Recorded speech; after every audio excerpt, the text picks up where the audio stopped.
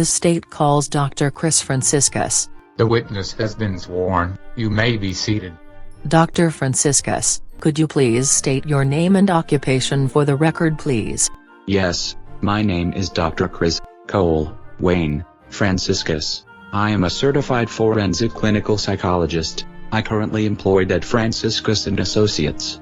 Dr. Franciscus, how long have you been a clinical psychologist? I have been a clinical psychologist since I received my PhD in 1997, 18 years. And what do your duties entail as a clinical psychologist? I apply clinical psychology in the legal arena. Specifically, I assess individuals involved in the legal system, including evaluating individuals charged with criminal violations, to assess their mental state either when a crime was committed, or prior to proceeding to trial. I also evaluate individuals to make recommendations about treatment, sentencing, and assessment of future risk. Dr. Franciscus, you stated you are currently employed at Franciscus and Associates.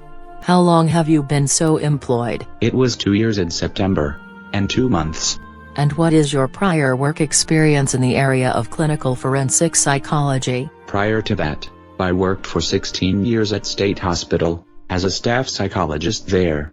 What did your duties entail as staff psychologist at State Hospital? I evaluated and treated patients with mental diseases and defects, who were committed either pre-trial due to a finding of incompetency to proceed, or post-trial commitments, as a result of a verdict of not guilty and not guilty by reason of insanity. Dr. Franciscus, could you tell the court the education you received to become a clinical forensic psychologist? I earned my BA degree from State University at the Southwest Campus in 1991. I earned my master's degree from State University in 1993, and I earned my PhD from State University in 1997 with honors.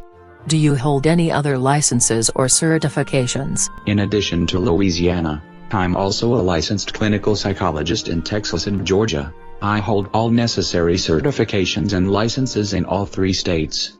And Dr. Franciscus, is there any other training you've received in the field of clinical forensic psychology? Well, for the last 18 years, I have received 15 hours of continuing medical education a year, in my field, as required for my licensing, which keeps me up to date in the field. Do you have any publications in the field of clinical forensic psychology? Oh yes. My dissertation was on the prevalence of abusive backgrounds on death row. I also published I Can't Help Myself, in American Psychology Journal, in 2009. I published Why Men Murder, in the Forensic Psychology Journal in 2012, and The Chronic Murderer was also published in the Forensic Psychology Journal very recently in 2014. Are you a member of any professional organizations? I'm an active member of the American Psychology Association, the National Psychology Association, and the Mental Health National Society.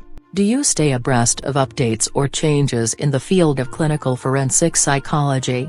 Absolutely. How so?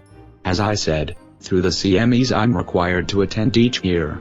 Additionally, I attend seminars put on by the organizations I'm a member of and I read their publications and journals. Dr. Franciscus, have you ever testified as an expert witness in a court proceeding in the field of clinical forensic psychology? Hundreds of times.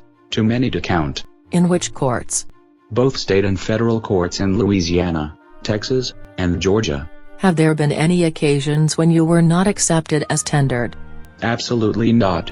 At this time, Your Honor, I will tender the witness as an expert in the field of clinical forensic psychology, qualified by his experience and training to testify in the field, and I will tender the witness to opposing counsel for voir dire on his qualifications to testify as an expert in the field of clinical forensic psychology. Your witness, counsel. Just a few questions.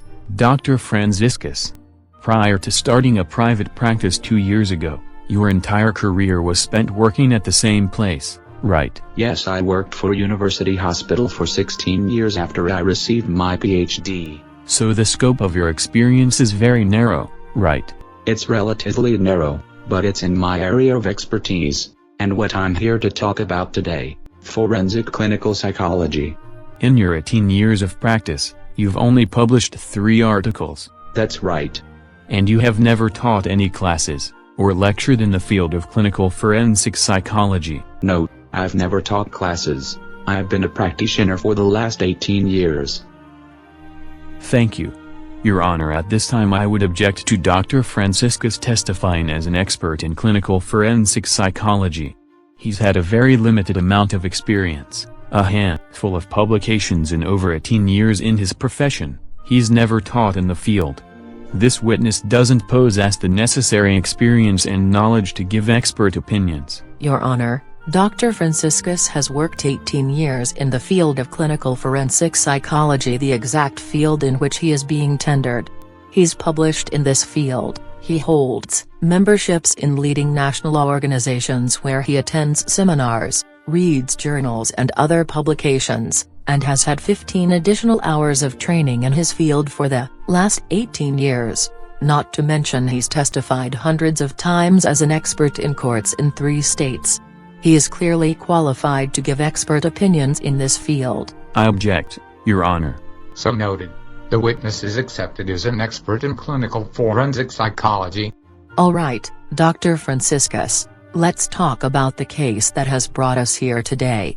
In the course of your employment, have you come to evaluate the defendant in this case, Cornelius Grant? Yes, I have. Specifically, what were you asked to do? I was asked to evaluate Mr. Grant, along with any other supporting documents, records, and any other relevant information to determine whether at the time Mr. Grant killed the victim in this case, there was any mental disease or defect that prevented him from distinguishing between right and wrong, with respect to his conduct. And were you able to develop such an opinion? Yes, I was. Before we get to the substance of that opinion, let's talk about the information upon which your opinion is based. Dr. Franciscus, upon developing your opinions in this case, did you have the